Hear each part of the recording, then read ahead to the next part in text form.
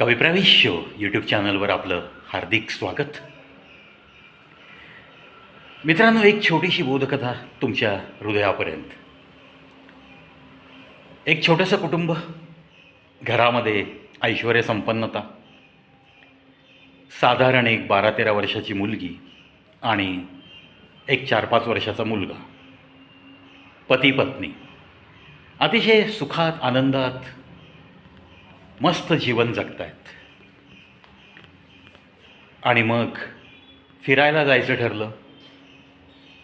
मोठी मुलगी म्हणाली, 12-13 वय, अभ्यासाचं वय. ती म्हणाली, मम्मी तुमचं तुम्ही जाऊन या, मी नाही, मी घरात थांबते. ॲक्च्युली आता त्या 12-13 वर्षाच्या मुलीच्या आईला तिला सोबत घेऊन एक छोटीशी खरेदी करायची होती. पण तिने येण्यासच नकार दिला म्हणल्यावर तिने एकटीने ती खरेदी करायची असं ठरवलं. यथोचित फिरणं झालं, बाजारात खरेदी झाली, जे घ्यायचं होतं ते घेतलं आणि मग लाँग ड्राईव्हवर जाऊ असं ठरल्याने आपल्या पती महाशयांनी तिच्या हायवेकडे गाडी घेतली. आता आजकाल हायवेच्या कडेला बरेचसे लोक फळं विकायला बसतात आणि तसा घेणाऱ्यांची पण सोय होते आणि त्यांचाही पोटापाण्याचा प्रश्न थोडाफार मिटतो. आता किती लोक समजूतदारपणे त्यांच्याशी व्यवहार करतात हा अभ्यासाचा विषय आहे. त्याच्या खोल आपल्याला जायचं नाही आहे, तो आपोआप या कथेद्वारे तुमच्या मनापर्यंत पोहोचेल. ही कार हायवेला लागली आहे आणि एके ठिकाणी टरबूज विकणारा एक स्टॉल दिसला आणि या पत्नीला आणि त्या पती महाशयांना मूड आला की चला टरबूज घेऊन जाऊया. म्हणून पती महाशय त्या स्टॉलच्या कडेला कार पार्क करतात, उतरतात आणि त्या स्टॉलपर्यंत जातात. नॅचरली थोडासा ब्रॉड माइंडेड हा माणूस आणि ती टरबूज विकणारी मुलगी साधारण 13-14 वर्षाचीच. तिला तो विचारतो, केवढ्याला दिलं? ती सांगते 50 रुपयाला एक. पती महाशयांना ब्रॉड माइंडेडनेस आणि तसा थोडा मोठ्या मनाचा माणूस, तो पटकन म्हणाला 2 टरबूज दे आणि 100ची नोट पुढे करू लागला. तेवढ्याच आपल्या पत्नी महाशय कारमध्ये खिडकी उघडून हे सगळं पाहत होत्या. आणि हे पाहत असताना ती पत्नी, आता अर्थात पत्नी म्हणलं की 1-2 डायलॉग ठरलेले असतात की तुम्हाला काही कळत नाही हो खरेदीचं. आणि दुसरा डायलॉग, हे मी म्हणून तुमच्याशी लग्न केलं, दुसरी असती तर वाट लावून गेली असती तुमची. असे हे ठराविक डायलॉग ऐकत प्रत्येक माणसाचं आयुष्य चालूच असतं. जे काही चालू असतं त्याला मधुर आयुष्य म्हणत तो पण जगत असतो. आणि पत्नीने लगेच मध्यस्थी केल्यानंतर तसा हा पती मनातनं चिडला की नको तिथं पैसे घालवता आणि गरीब माणसाला 100 रुपयात 2 टरबूज, तिला 10-20 रुपये पण मिळणार नाहीत त्याच्यात, आणि त्यात तू घासाघीस करते, असं तो मनात तडफडत राहिला. बोलू नाही शकला. कसा बोलणार? आपणच आपल्या घरच्या लोकांचा अपमान रस्त्यात कसा करायचा? अशा सतसत विवेक बुद्धीने तो पती शांतच राहिला. किंवा असंही म्हणू शकता तुम्ही की सवयीप्रमाणे शांत राहणंच योग्य असतं. पत्नी खाली उतरली आणि ती म्हणाली, अगं इतका काय भाव असतो का? 30 रुपयाला एक दे. ती मुलगी काकुळत्या येऊन म्हणाली, अहो काकू, माझी खरेदी 40ची आहे, मी तुम्हाला 50ला एक सांगितलं, 45ला एक देऊ शकते मी, 5 रुपये तरी माझ्या पोटाला राहू द्या. तरी काकूंची तयारी नाही. काकूंनी हुकमी एक्का बाहेर काढला. तिने त्या मुलीला कारमध्ये बसलेलं तिचं लेकरू दाखवलं. तो बघ माझा 4-5 वर्षाचा तुझा छोटा भाऊ बसला आहे कारमध्ये, त्याच्यासाठी तरी भाव कमी कर. आणि त्या काकू त्या मुलीला त्या मुलाकडे घेऊन गेल्या. टरबूज विकणाऱ्या मुलीने त्या छोट्या मुलाचा छानपैकी गालावर हात फिरवला आणि त्याला विचारलं, नाव काय तुझं? त्याने नाव सांगितलं, बंटी माझं नाव. 4-5 वर्षाचं ते गोंडस बाळ बघून ही मुलगी पण हरखून गेली. ती म्हणली, काकू तुम्ही आता माझा भाऊ म्हणता ना, मी धाकट्या भावासाठी एक टरबूज आणते. म्हणून ती धावत गेली आणि स्टॉलवरचं एक टरबूज घेऊन आली. त्या मुलाला दार उघडून खाली उतरवलं आणि त्याच्या हातात टरबूज दिलं. त्या 4-5 वर्षाच्या लेकराला ते 4-5 किलोचं टरबूजसुद्धा नीट धरता आलं नाही.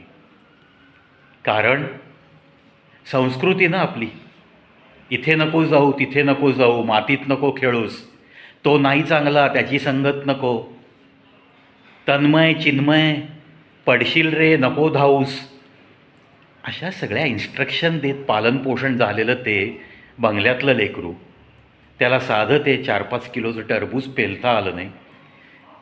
त्या स्टॉलवरच्या गरीब पण मनाने मोठ्या असलेल्या त्या बहिणींनी फक्त तो तुझा भाऊ आहे त्याच्यासाठी भाव कमी कर, ह्याच्यातलं भाऊ नातं जोडलेलं लक्षात ठेवलं आणि तिला त्याच्या भावाची आठवण झाली स्वतःच्या, आणि म्हणून ते टरबूज त्याला घेऊन आली मोठ्या मनाने.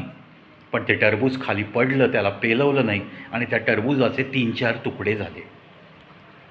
लगेच ह्या काकू बोलून गेल्या, अगं हे घे, एक टरबूज दे, एक टरबूज फुटले, त्याचे पैसे मी देणार नाही. ती मुलगी लगेच बोलती झाली, अहो काकू तुम्ही मला तो माझा भाऊ आहे, नातं जोडलेत त्याच्याशी माझं, तुम्ही तो माझा छोटा भाऊ असं तुम्ही बोललात, आणि मग भावाला दिलेल्या टरबुजाचे मी पैसे घेईन का? फुटलं मी दुसरं देते ना त्याला, त्या फुटलेल्या टरबुजाचे पैसे मला नको आहेत. 20-30 रुपयात टरबूज मागणारी बाई हतबुद्ध झाली.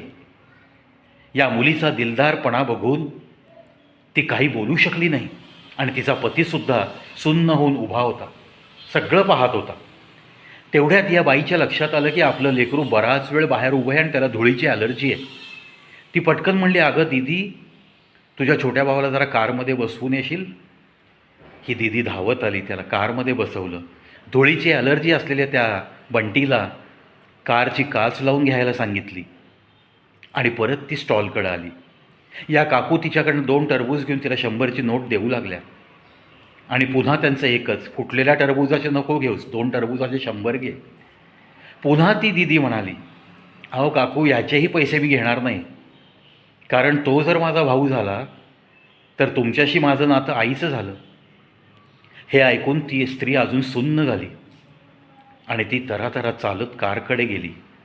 तिने आपल्या पर्समध्ये ठेवलेलं, आपल्या मुलीसाठी घेतलेलं 3000 रुपयाचं पैंजण आणलं आणि येऊन तिने त्या स्टॉलवरच्या त्या दीदीच्या पायात घातलं, आणि भिजल्या पापण्यांनीच ती त्या दीदीला म्हणाली, अगं मी नुसतं म्हटलं की तो तुझा भावासारखा आहे, तर तू इतकं मन मोठं दाखवतेस, कसे काय तुझ्यावर असे संस्कार? मग ती म्हणाली, माझाही एक भाऊ होता, तुम्ही भाऊ म्हटल्यानंतर मला माझ्या भावाची आठवण झाली, पण तो 3 वर्षाचा असताना तापाने फणफणला आणि परिस्थितीमुळे त्याचा इलाज झाला नाही आणि तो गेला, आणि त्या धक्क्याने माझे वडील पण 1 वर्षात गेले. आज सगळ्या संसाराचा गाडा मी माझ्या आईला मदत करत ओढते. माझ्या आईला मला सांभाळायचं आहे, आणि माझ्या आईने मला शिकवलं आहे की एकदा कुठलं नातं जुडलं गेलं ना की त्या नात्यामध्ये नफा आणि तोटा कधी बघायचा नसतो. आणि मग मला माझ्या आईची अशी शिकवण आठवते, आणि अशा शिकवणीत मी वाढली आहे, तर मी तुमच्याकडनं पैसे कसे घेऊ? मी माझ्या भावासाठी 2 टरबूज दिले आहेत. नात्यामध्ये कधीही नफा आणि तोटा बघितला जात नाही. अशी वाक्य ऐकल्यावर ही स्त्री जी घासाघीस करत होती, टरबुजामागचे 20 रुपये वाचवायला चालली होती, पण तिच्याही मनाचं परिवर्तन इतकं झालं की तिने 3000 रुपयाचं स्वतःच्या मुलीला घेतलेलं पैंजण तिने या मुलीला गिफ्ट देऊन टाकलं, आणि भरल्या डोळ्यांनीच ती कारमध्ये येऊन बसली. तिचे पती महाशय ड्रायव्हिंग व्हीलवर बसल्या बसल्या विचार करू लागले, आणि त्या दीदीची वाक्य त्यांच्या कानात घुमू लागली की एकदा नातं जुडलेलं असेल ना तर नफा आणि तोटा हे बघितलं जात नाही, कुठे फायदा होतो कुठे तोटा होतो, इतक्या संकुचित मनाने नाती जपता येत नसतात, वगैरे वगैरे. आणि लगेच त्यांनी कार रस्त्याच्या कडेला थांबवली आणि आपल्या पत्नीला म्हणाला, एक 5 मिनटं तू आतच बसून राहा, मला एक अर्जंट कॉल करायचा. कारमधून उतरले महाशय.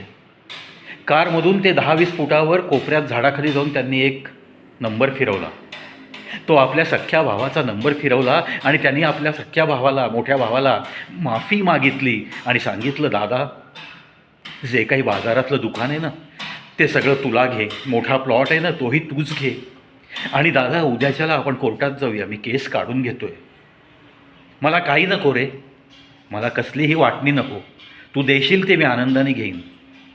कारण ना दादा, जेव्हा नातं असतं ना तेव्हा नफा आणि तोटा बघायचा नसतो, हे मला जरा उशिरा कळलं आहे. तिकडे मोठ्या भावाला पण हुंदका आवरे ना. तो म्हणाला, तू कुठे आहेस आत्ता? तिथून ताबडतोब माझ्या घरी ये, बाकीच्या गोष्टी आल्यावर बोलू आपण, पण मला पहिल्यांदा तुला मिठी मारायची आहे. मित्रांनो, बोध घेण्यासारखी गोष्ट आहे. आज 5 फुटाचा बांध टोकरला, आज माझ्या जागेत तुझं पीक आलं म्हणून भाऊ भावाच्या अंगावर कुऱ्हाडे घेऊन चाललेत. 10-10, 15 वर्ष कोर्टात केसेस पेंडिंग आहेत, एकमेकांवरती पोलीस केसेस पेंडिंग आहेत. अशी ही कटुता वाढत चाललेल्या जमान्यात या टरबूजवालीने जी शिकवण दिली आपल्या सर्व लोकांना, ती खरंच घेण्यासारखी आहे. म्हणून म्हणतो मित्रांनो, गरिबी असली तरी चालेल, पण मनाचा मोठेपणा कधीही विसरू नका.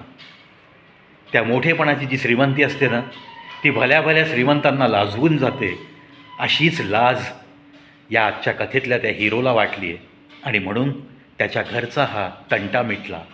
त्याच्या बायकोला आज 10-20 रुपये टरबुजाचे कमी करत असतानाच 3000चं पैंजण तिला भेट द्यावंसं वाटणं, हा अशा काही गोष्टींचा माणसामध्ये आमूलाग्र बदल घडवण्यासाठी उपयोग होत असतो.